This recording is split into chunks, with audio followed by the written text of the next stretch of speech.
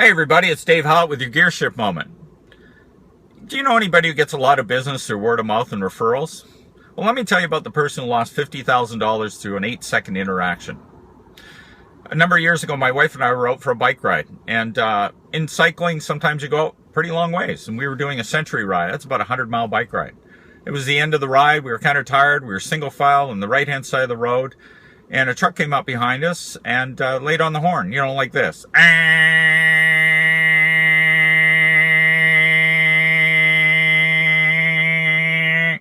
And my wife, who gets a little nervous around vehicles, almost went right off the road, into the gravel, into the ditch.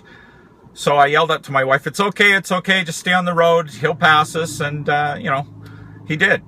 But here's the thing, he had his name and phone number on the side of the truck. He was a business person. So I'm a human being, and, sometimes I get a little ticked off too, but I took a breath, let it go. We got home, I showered, I changed, I ate, did some housework, and that night we started talking about our kitchen renovation that we were about to embark on. And then I remembered this gentleman was a general contractor. So I thought, sometimes the way the situation will change is if you do make a difference by talking to people. So I picked up the phone, called him, and, mentioned we were going to go through kitchen renovation. He talked how he'd been doing it for 25 years. He told me he could give me referrals from people who are happy with the quality of his work.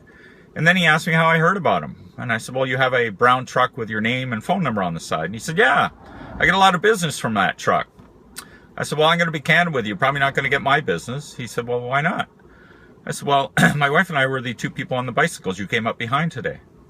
And there was silence on the phone. He said, well, I was just giving you a warning that I was going to pass you. And I said, well, I know the difference between a warning tap on the horn and an 8-second honk. And I said, we got an 8-second honk. You saw my wife. I said, she almost went right off the road.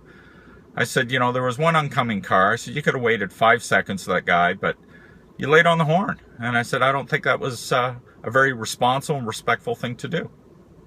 And he said, well, honestly, I think you're being a little sensitive. I said, well, if you and I were buddies and friends, probably you'd have a point. But here's the thing, we're not.